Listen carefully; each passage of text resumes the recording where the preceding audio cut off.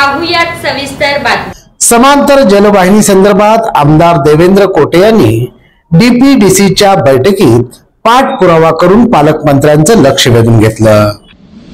सोलापूर महानगरपालिकेच्या वतीनं समांतर जलवाहिनीचं काम आता शेवटच्या टप्प्यामध्ये सुरू असून काही दिवसापूर्वी राज्याचे मुख्यमंत्री देवेंद्र फडणवीस यांनी दुहेरी जलवाहिनीसाठी 89 कोटींचा निधी उपलब्ध करून दिलाय।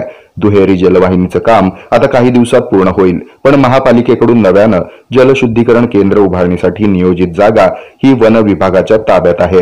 यामुळे आता येणाऱ्या काळामध्ये सोलापूरकरांना एक दिवसाआड पाणी पुरवठा करण्यात मोठा अडथळा येऊ शकतो। आता यावर त्वरित कारवाई करत जलशुद्धीकरण केंद्रासाठी जमीन हस्तांतरित करून घेणं आणि पुढील काम लवकरात लवकर सुरू करणं या संदर्भामध्ये आमदार देवेंद्र कोटे यांनी महाराष्ट्र राज्याचे ग्रामविकास मंत्री तथा सोलापूर जिल्ह्याचे पालकमंत्री जयकुमार गोरे यांच्या अध्यक्षतेखाली झालेल्या जिल्हा नियोजन समितीच्या बैठकीमध्ये मांडली आणि लवकरात लवकर याचा पाठपुरावा करून संबंधित यंत्रणेला योग्य ते आदेश द्यावेत आणि या जलवाहिनीचे काम संपूर्णतः पूर्ण होऊन सोलापूरकरांना नियमित पाणी पुरवठा मिळावा या संदर्भात आग्रही भूमिका यावेळी आमदार देवेंद्र कोटे यांनी घेतल्याचं दिसून आलं।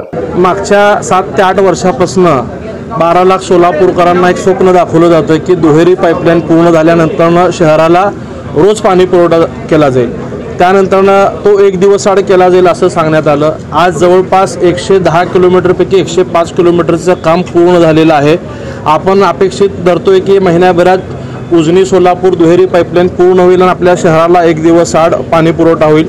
याबाबत अधिवेशनामध्ये मी देखील आवाज उठवला आणि जे 89 कोटी रुपये मागच्या अनेक महिन्यापासून थकलेले होते ते आदरणीय मुख्यमंत्री देवेंद्रजी फडणवीस साहेब यांनी तातडीने रिलीज केले आणि एक सगळा आनंदाचा वातावरण आपल्या सगळ्या सोलापूरकरांमध्ये असताना महापालिकेच्या अधिकाऱ्यांशी चर्चा करताना ऑफ द रेकॉर्ड एक गोष्ट लक्षात आली की जी दुहेरी पाईपलाईन पूर्ण केली जाणार आहे, परंतु पाणी आल्यानंतर जे फिल्टर करण्यासाठी जे जलशुद्धीकरण केंद्र पाकणी येथे प्रस्तावित आहे त्याची जागाच अद्याप महापालिकेने ताब्यात घेतलेली नाहीये। ती जागा वन खात्याच्या ताब्यात आहे।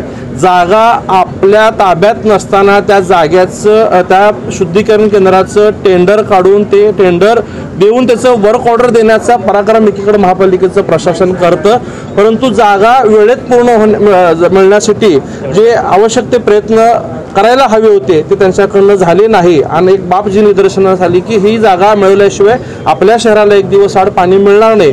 म्हणून आजच्या डीपीडीसीच्या बैठकीमध्ये मी या संबंधित पालकमंत्री महोदयांच्या निदर्शनास ही बाब आणून दिली आणि त्यात त्यांनी महापालिका आयुक्तांकडून सगळे उत्तर जाणून घेतले आणि त्यात त्यांचं पालकमंत्री महोदयांचंही समाधान झालं नाही, आमच्या लोकप्रतिनिधींचंही समाधान झालं नाही आणि चर्चेच्या अंती पालकमंत्री महोदयांनी असा निर्णय घेतला की महाराष्ट्र शासनाच्या वन खात्याकडे या जागेसाठी प्रयत्न करूयात आणि त्यासाठी काही 9.5 कोटी रुपयाची रक्कम लागणार आहे, ती वेळप्रसंगी महाराष्ट्र शासनाकडनं आणायचा प्रयत्न करूया। त्यात जर विलंब होत असेल तर ती 9.5 कोटी रुपये महापालिकेने स्वतःचे तातडीने उपलब्ध करून द्यावेत, कारण का ती जागा कायमस्वरूपी महापालिकेच्या मालकीची होणार आहे आणि एवढा मोठा 800,000 कोटीचा योजना ज्या कामासाठी अडकलेली आहे ती पूर्ण करण्याची त्यांनी याबाबतची सूचना दिलेली आहे।